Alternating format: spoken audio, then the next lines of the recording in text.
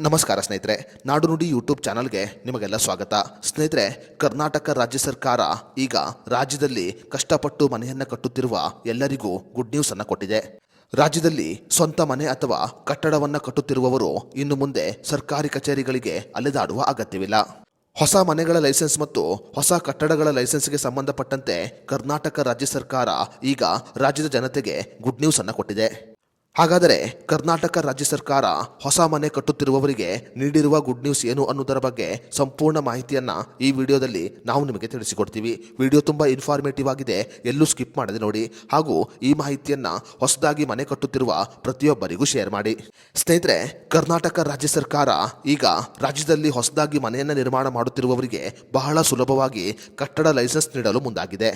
ಸ್ವಂತ ಮನೆ ಅಥವಾ ಕಟ್ಟಡವನ್ನು ಕಟ್ಟುತ್ತಿರುವವರು ಇನ್ನು ಮುಂದೆ ಕಟ್ಟಡ ಲೈಸೆನ್ಸ್ ಮಾಡಿಸಿಕೊಳ್ಳಲು ಸರ್ಕಾರಿ ಕಚೇರಿಗಳಿಗೆ ಪದೇ ಪದೇ ಅಲೆದಾಡುವ ಅಗತ್ಯವಿಲ್ಲ. ಮನೆ ಅಥವಾ ಕಟ್ಟಡಗಳಿಗೆ ಸುಲಭವಾಗಿ ಲೈಸೆನ್ಸ್ ಅನ್ನು ಮಾಡಿಸಿಕೊಳ್ಳಬಹುದು. ಹೊಸದಾಗಿ ಮನೆ ಅಥವಾ ಕಟ್ಟಡವನ್ನು ಕಟ್ಟುತ್ತಿರುವವರು ಗ್ರಾಮ ಪಂಚಾಯಿತಿಯ ಬಾಪೂಜಿ ಸೇವಾ ಕೇಂದ್ರಕ್ಕೆ ಭೇಟಿ ನೀಡಿ ಸುಲಭವಾಗಿ ಕಟ್ಟಡ ಲೈಸೆನ್ಸ್ ಅನ್ನು ಮಾಡಿಸಿಕೊಳ್ಳಬಹುದು. ಮನೆಗಳ ಲೈಸೆನ್ಸ್ ಅಥವಾ ಕಟ್ಟಡ ಲೈಸೆನ್ಸ್ ಬಗ್ಗೆ ಹೆಚ್ಚಿನ ಮಾಹಿತಿಯನ್ನು ತಿಳಿದುಕೊಳ್ಳಲು ಗ್ರಾಮೀಣಾಭಿವೃದ್ಧಿ ಇಲಾಖೆ ಅಥವಾ ಪಂಚಾಯತ್ ರಾಜ್ ಇಲಾಖೆಯ ಪಂಚಮಿತ್ರ ಸಹಾಯವಾಣಿ ಸಂಖ್ಯೆಗೆ ಕರೆ ಮಾಡಿ ಹೆಚ್ಚಿನ ಮಾಹಿತಿಯನ್ನು ತಿಳಿದುಕೊಳ್ಳಬಹುದು. ಹೊಸ ಮನೆ ಕಟ್ಟುತ್ತಿರುವವರಿಗೆ ಕಟ್ಟಡ ಲೈಸೆನ್ಸ್ ಅನ್ನು 60 ದಿನಗಳ ಒಳಗಾಗಿ ನೀಡಬೇಕು ಅಂತ ರಾಜ್ಯ ಸರ್ಕಾರ ಈಗ ಆದೇಶವನ್ನು ಹೊರಡಿಸಿದೆ.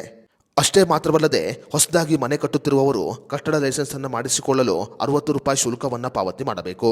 ಮನೆ ಅಥವಾ ಕಟ್ಟಡ ಲೈಸೆನ್ಸ್ ಅನ್ನು ಮಾಡಿಸಿಕೊಳ್ಳುವವರು ಅರ್ಜಿಯನ್ನು ಸಲ್ಲಿಸುವ ಸಮಯದಲ್ಲಿ ಜಾಗಕ್ಕೆ ಸಂಬಂಧಪಟ್ಟಂತೆ ಅಗತ್ಯ ದಾಖಲೆಯನ್ನು ನೀಡಬೇಕಾಗುತ್ತೆ.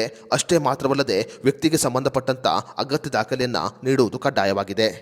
ಎಲ್ಲ ಗ್ರಾಮಾಭಿವೃದ್ಧಿ ಕಚೇರಿಗಳು 60 ದಿನಗಳ ಒಳಗಾಗಿ ಕಟ್ಟಡ ಲೈಸೆನ್ಸ್ ನೀಡಬೇಕು ಅಂತ ರಾಜ್ಯ ಸರ್ಕಾರ ಈಗ ಆದೇಶವನ್ನು ಹೊರಡಿಸಿದೆ. ಇನ್ನು ಮುಂದೆ ಹೊಸದಾಗಿ ಕಟ್ಟಡ ಅಥವಾ ಮನೆಯನ್ನು ನಿರ್ಮಾಣ ಮಾಡುತ್ತಿರುವವರು ಬಹಳ ಸುಲಭವಾಗಿ ಕಟ್ಟಡ ಲೈಸೆನ್ಸ್ ಅನ್ನು ಮಾಡಿಸಿಕೊಳ್ಳಬಹುದು.